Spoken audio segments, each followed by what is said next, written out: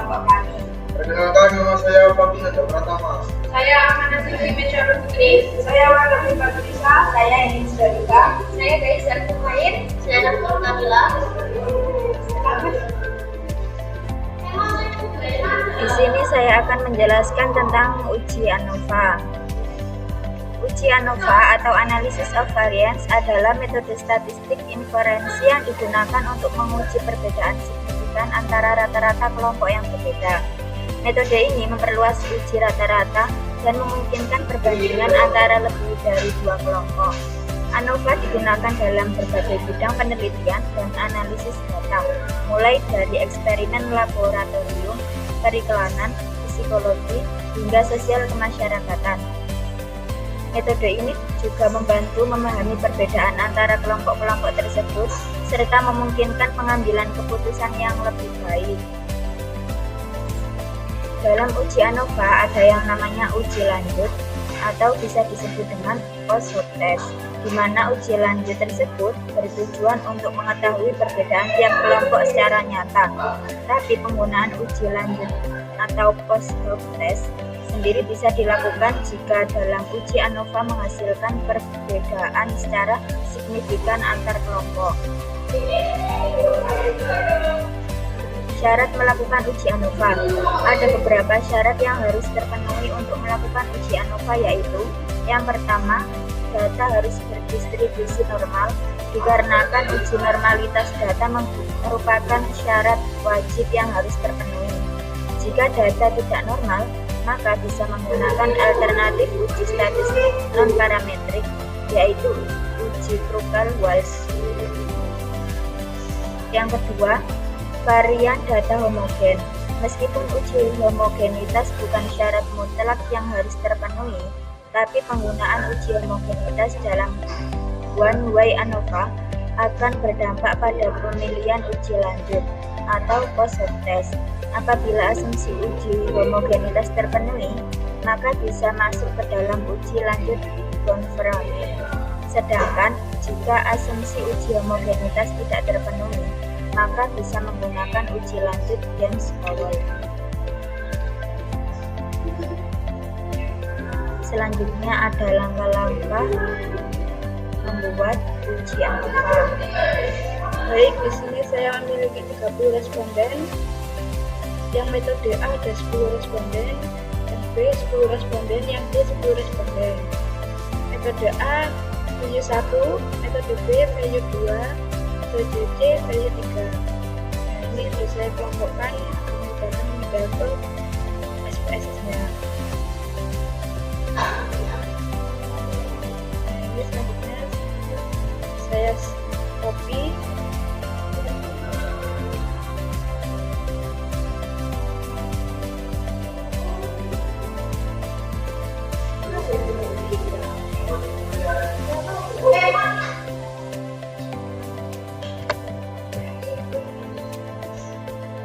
Dipindah ke data view yang kolom 2. Ini yang kolom pertama diisi sama value-nya ini atau dulu.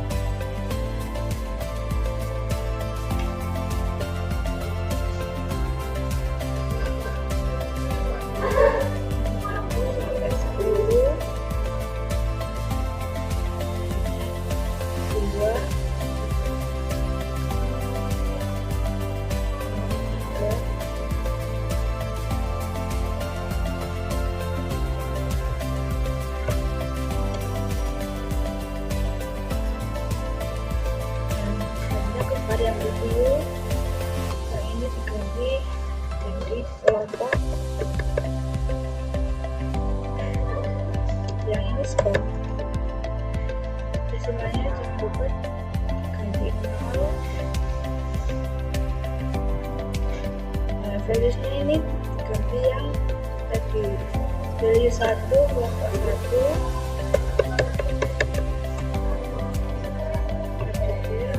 value 2 kelompok 2,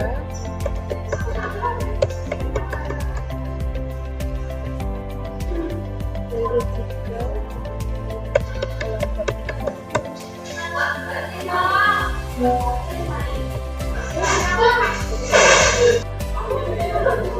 Selanjutnya, klik Analyze, terus Descriptive Statistic, klik Explore, untuk kelompok masukin ke Factor List, dan Score masukin ke Dependent List. Klik All, klik bagian Normality Pool, Continue, Oke. Nah, kita cari lihat hasilnya. Di sini berhubung kita menggunakan 30 responden, jadi menggunakan Shapiro Wheel, dan nilai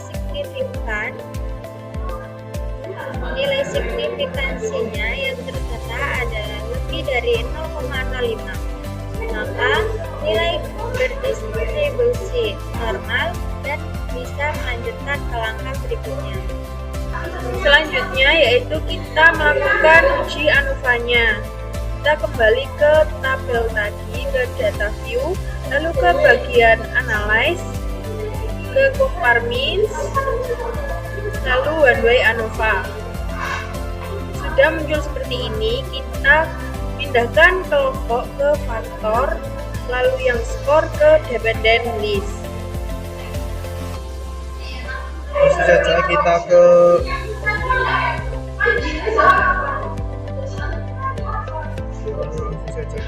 opportunity. Kita ke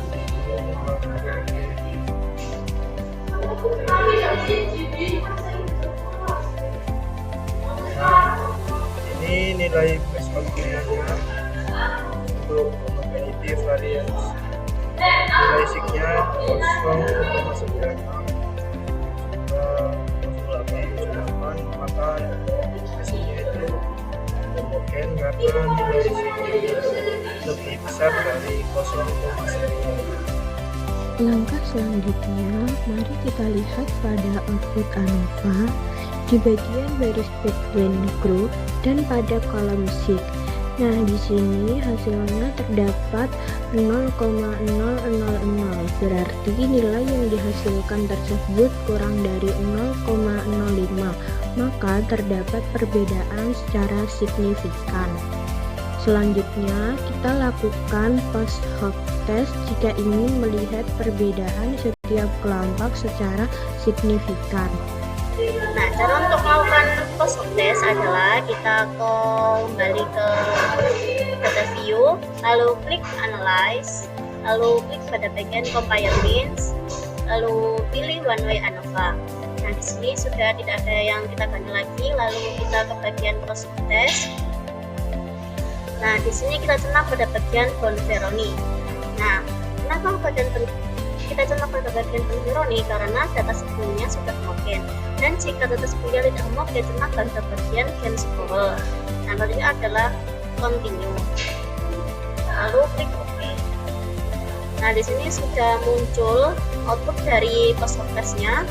Di sini tertera nilai signifikannya semuanya adalah 0,000.